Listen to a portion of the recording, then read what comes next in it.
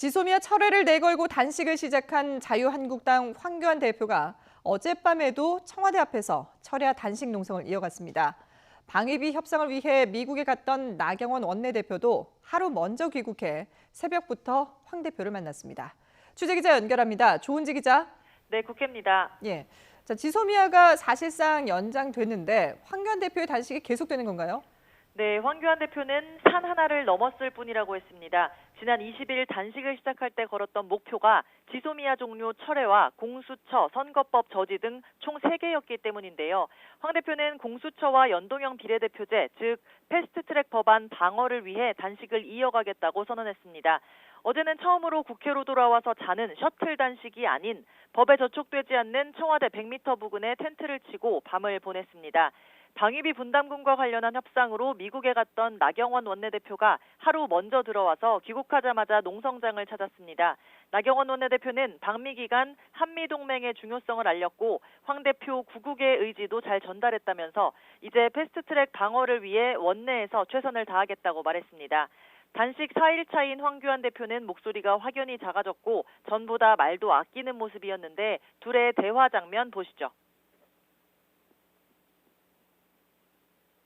대표님 너무 건강 일을 잘하고 사실 시작한 거는 선거법 때문에 같이 잘 싸워봅시다.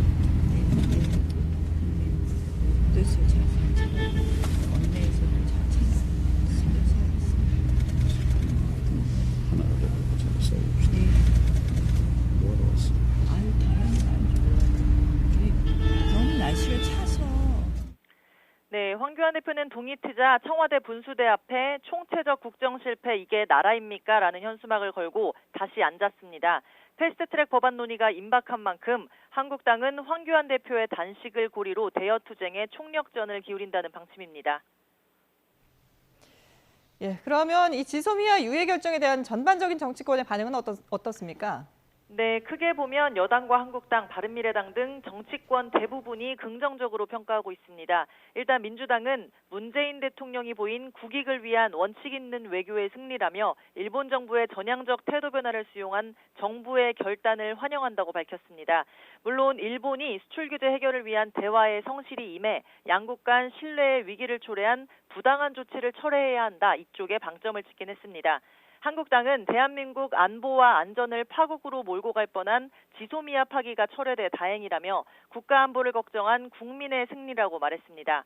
바른미래당 역시 지소미아 연장을 환영한다면서도 언제든 끝날 수 있다는 궁색한 조건을 굳이 달아야 했는지 의문이라고 덧붙였습니다. 다만 정의당은 실망했다 이렇게 사실상 유일하게 평가절하했습니다. 정부의 고충은 이해하지만 정부 정책의 신뢰성과 일관성에 훼손되는 점이 실망스럽다는 건데 지소미아를 종료하고 협상해야 우리의 단호한 의지를 보여줄 수 있었다 이렇게 아쉬워했습니다. 한일 간 대화가 시작됐고 지소미아 문제는 언제든 반복될 수 있는 문제이기 때문에 정치권 셈법도 복잡해 보입니다. 지금까지 국회에서 YTN 조은지입니다.